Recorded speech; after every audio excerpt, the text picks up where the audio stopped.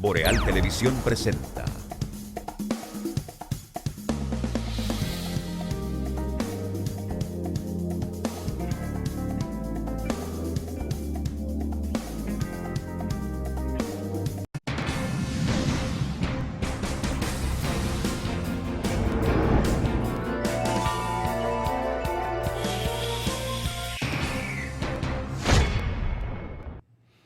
Saludos amigos, de regreso, Realidad en Contexto, iniciando la semana. Temperatura agradable, ha estado lloviendo en la región del Cibao de manera muy especial en Santiago. No han caído torrenciales aguaceros, pero la lluvia se ha mantenido durante todo el día de hoy. Y anoche también estuvo lloviendo en Santiago.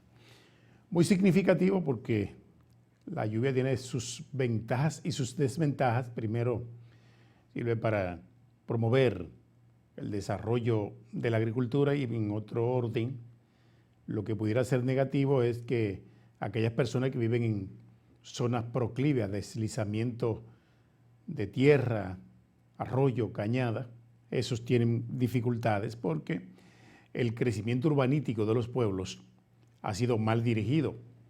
Los ayuntamientos que cuentan con un departamento de planeamiento urbano que no planea nada. ¿Qué planifica el departamento de planeamiento urbano de los cabildos de los ayuntamientos? Nada. Y existe para estudiar, para planear hacia dónde debe dirigirse el crecimiento de una ciudad, hacia dónde debe crecer. Sin embargo, los pueblos crecen aquí en este país hacia donde dicte el capricho de la gente. Y por eso hoy tantas familias viviendo en zonas vulnerables y con amenaza constante cada vez que tenemos cerca un fenómeno atmosférico, fenómeno meteorológico que pueda impactar. Siempre hay miedo, siempre hay temor.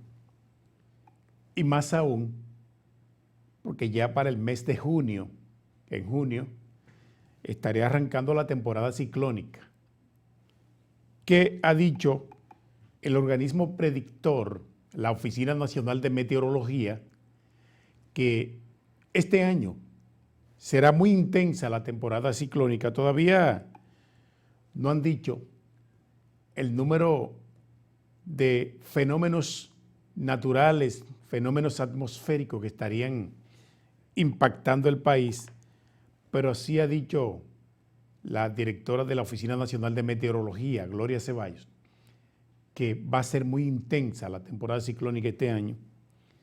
Y ni siquiera hablar de la temporada ciclónica, es que cada vez que se produce una ligera llovizna, afecta la parte baja de la ciudad de Santiago.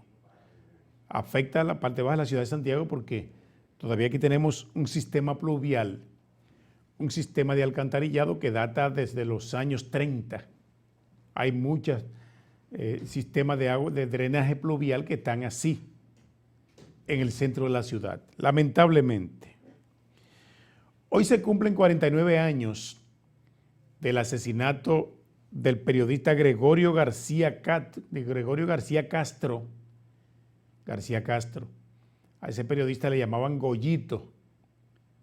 Los tiempos que el periodismo en este país se hacía con una máquina de escribir mecánica. Era un periodista con una capacidad excepcional en la redacción de noticias. Y bueno, los momentos difíciles que vivió el país, los momentos cuando la dictadura no permitía la libre expresión del pensamiento, cuando estaban conculcadas todas las libertades públicas, el periodismo sufrió mucho.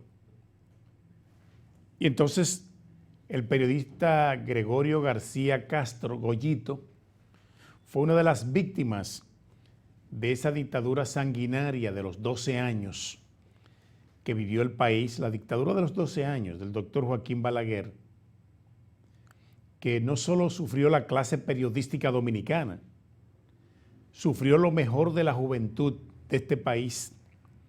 Lo mejor de la juventud fue ejecutada en ese gobierno de 12 años, prácticamente dictadura, que fue la continuación del régimen de Trujillo, que concluyó en el año 1961, y todavía la libertad de expresión y difusión del pensamiento no se permitía. No estaba muy bien definido el asunto respecto a esa parte tan importante, a ese derecho fundamental de los seres humanos, como es la libre expresión. La libre expresión. Todavía los periodistas siguen corriendo peligro en algunos países del mundo donde hay gobiernos de corte dictatoriales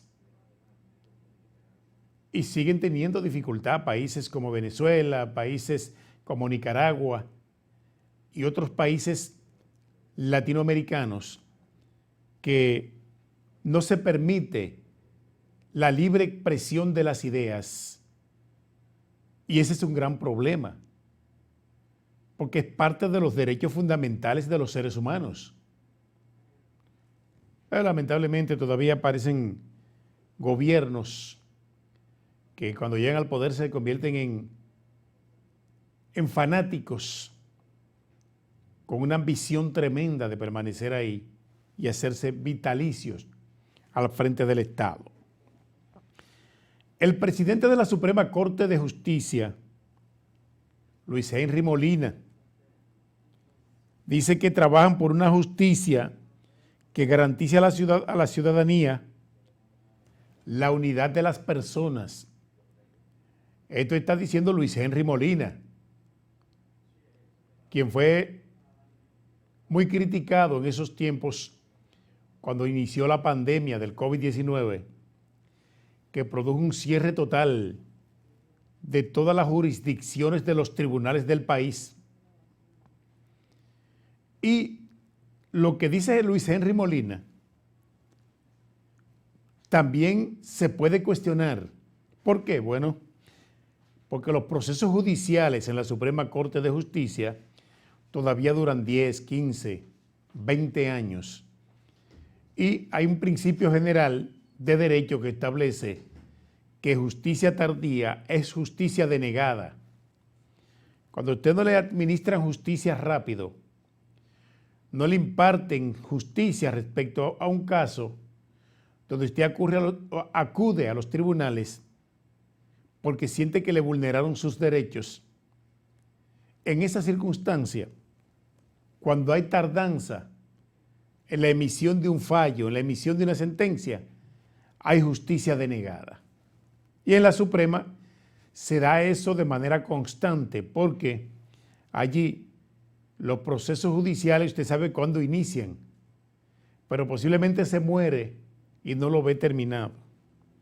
Lamentablemente, por eso todos los que sucumben en un proceso judicial, aunque no tengan ganancia de causa, apelan a la Suprema, porque la Suprema, el recurso de casación suspende la ejecución.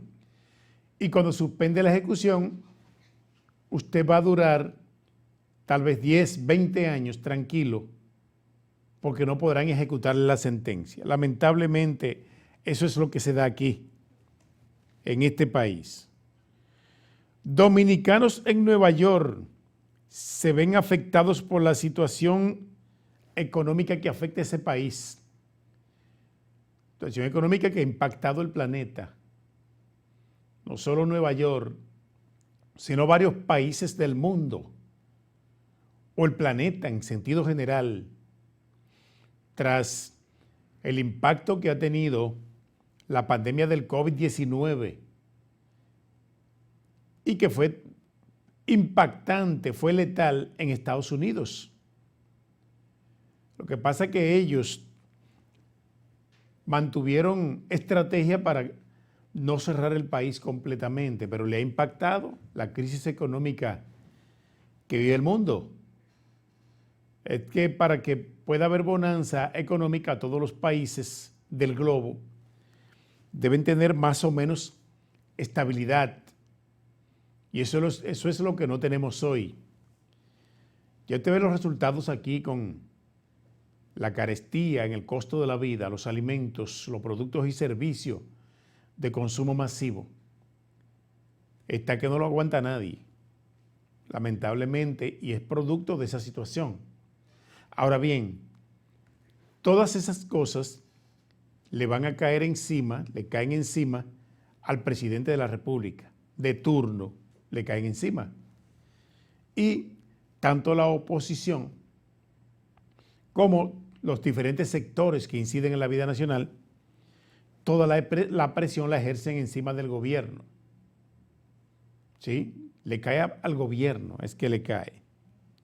Ya usted sabe. Entonces en Nueva York también ha impactado de manera desastrosa la crisis económica que sacude al mundo. Es así. Muy lamentable. Andrés Cueto dice que el PLD usa la protesta en las escuelas. El PLD usa las escuelas, los locales del PLD para protestar, las escuelas, ¿verdad?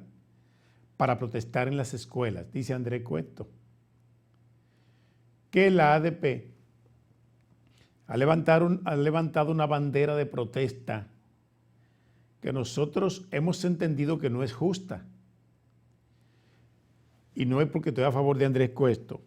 No estoy a favor de Andrés Cueto, que está bien caliente con los PRMistas en Santiago. Y no hay por qué defender la posición de él. Ahora, la ADP ha lanzado una jornada de protesta injusta, demandando aumento salarial de un 25%. Y nosotros que hemos criticado en este programa el hecho de que si usted no gana un buen salario, si usted gana un buen salario, debe justificar el cobro de ese buen salario con un buen servicio, que no lo dan los maestros. Y son los culpables de que los muchachos hoy no sepan leer, escribir ni sepan matemáticas. Son los profesores, porque son los actores del sistema y tienen responsabilidad compartida ellos, pero quieren un aumento de un 25% y el salario de ellos en este momento oscila entre los 60,000 pesos y los 50. Imagínese usted, para no seguir dando calidad. Vamos a la pausa, regresamos en breve con otros temas de interés, realidad en contexto.